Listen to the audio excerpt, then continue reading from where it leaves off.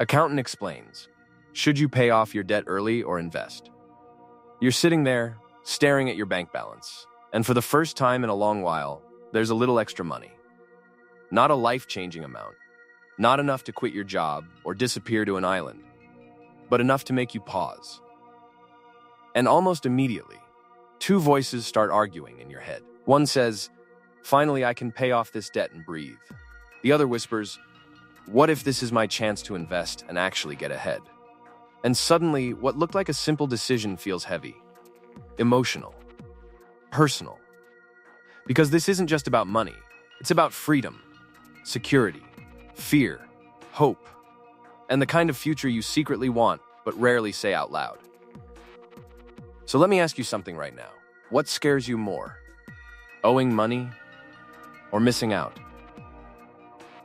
Most people don't realize this, but this single question, whether to pay off debt early or invest, quietly shapes entire lives.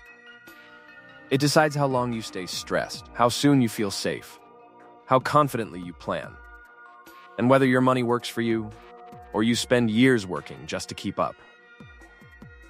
As an accountant, I've watched people with high incomes struggle endlessly, while others with modest salaries slowly built real wealth. And the difference wasn't luck. It wasn't intelligence. It was how they handled this exact moment. Debt has a way of feeling like a shadow. Even when you're smiling, it's there. Even when things are going well, it waits. Some people pretend it doesn't bother them, but deep down they feel it every time they check their phone, every time a message pops up from the bank, every time the month ends faster than expected.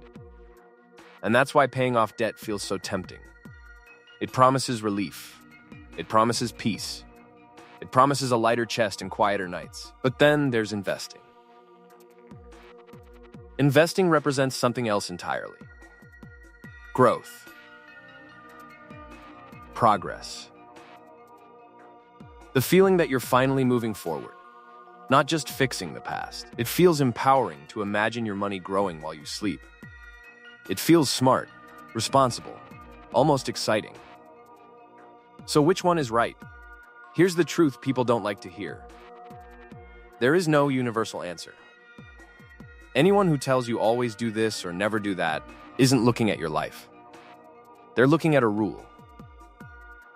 And money doesn't live by rules. It lives with people. Let's talk about debt honestly, without fear, without shame. Debt isn't evil. It's a tool. A dangerous one sometimes, yes, but still a tool. Some debt drains you fast. Other debt just quietly exists in the background. The problem is, most people treat all debt the same, and that's where mistakes begin.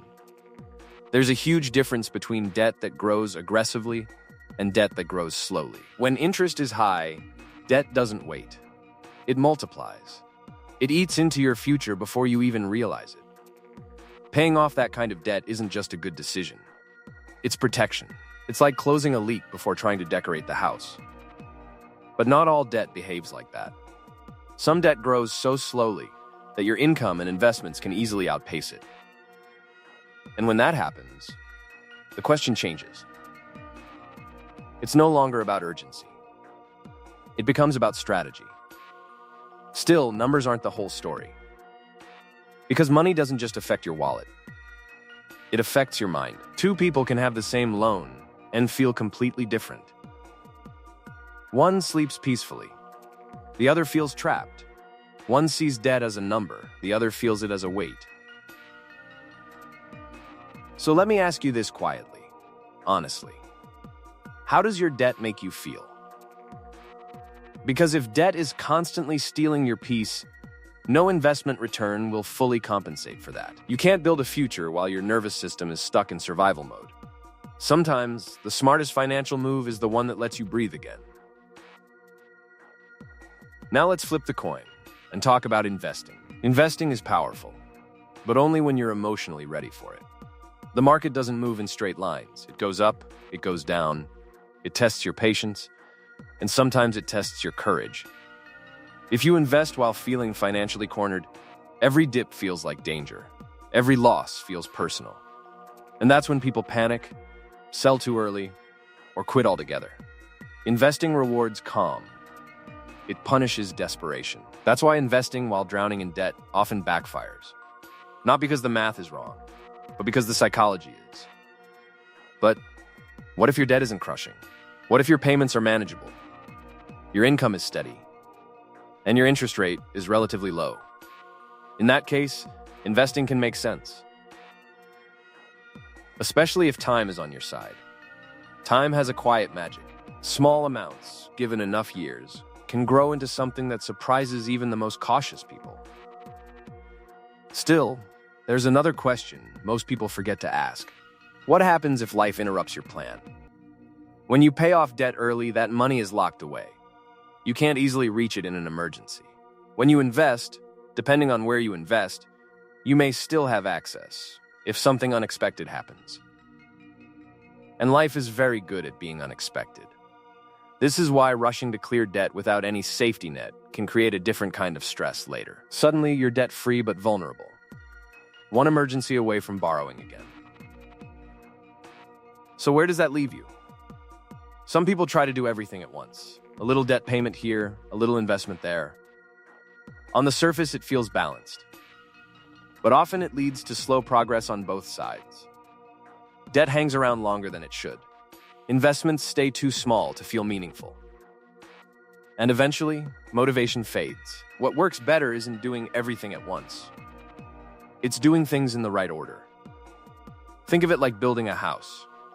You don't decorate before fixing the foundation. But you also don't delay building forever just because you're afraid of imperfection. Age matters too, more than people admit. When you're young, time can forgive small mistakes.